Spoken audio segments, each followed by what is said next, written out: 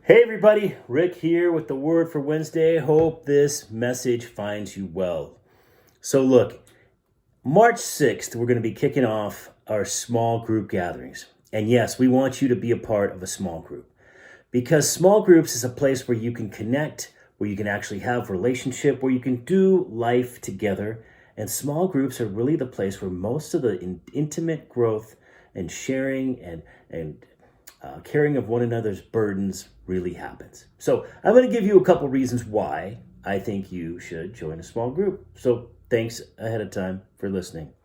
First thing is, I want to explain the fact that there are two types of church meetings, right? There is the large group that happens on Sunday morning, and then there's this small group that happens during the week.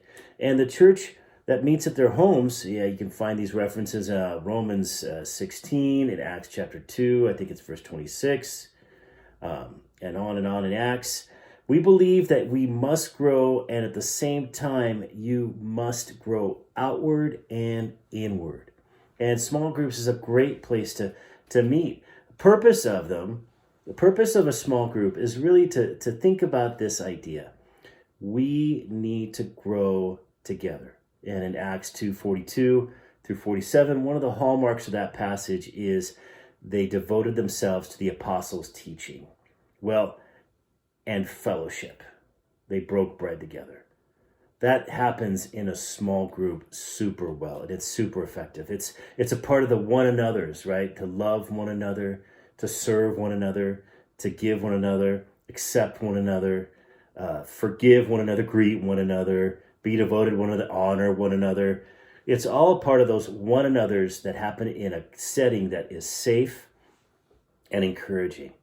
It's one of the places, too, where if you're going to look at that Acts 2:42 passage, it's where you can develop and ask questions about the things that you may not understand or are being challenged with in a safe environment. Small groups are safe. All of our leaders are people that are not just exceptionally safe, but also caring and loving.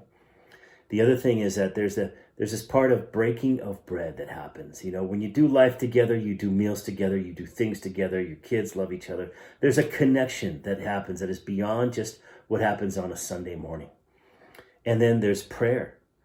You get to pray together and pray and experience the bearing of your souls and the carrying of one another's burdens. It's really a beautiful thing in its scope. Small groups are really intended to just be the place where you can also get, and I want you to get this, it's where you can actually begin to practice your spiritual gifts in a setting that allows you to grow, make mistakes, and be the better for it. For instance, if you were to walk into church and you had to give a sermon to everyone in a Sunday morning, that might not be the great first step for you, but you may have a teaching gift. And in sharing teaching in a small group may give you the tools and skills you need to begin to really expand that, and then maybe start leading a small group. And then maybe start teaching and speaking into a ministry. And then, hey, I'm always looking for the people to fill in. Shane wouldn't mind either. So there's a place where these things can begin, where the gifts that you have, praying for another. It might be a little much for you to have like a word for someone on Sunday morning, but having a word for someone that you're in relationship with and doing life with is a heck of a lot easier. And that's what we're looking at in the small group selling, to be able to have a place not only to just cultivate inward, but to begin the process of cultivating outward and being able to actually share your heart and your gifts without the fear of a massive embarrassment or failure. Just an opportunity for you to be able to grow and give and serve. That's an exciting thing. One of the things, too, is that you really get to enjoy the idea of connection, where over time there's a bonding that is created, where you play together, you eat together, you share scripture, you pray together, you end up doing life together in such a way that there is a bond there. You'll start calling each other and sharing burdens. You'll start living life together and having someone that actually knows you, and being known is a significant thing in today's world. I mean, let's face it, after the 2 years that we have had, being known is something we've missed. Having connection face to face is something that we have missed. So I'm going to encourage you. No, I'm asking you. Here's my big ask. Would you please consider being a part of a small group? It's going to happen March 6th. It's going to happen right after church.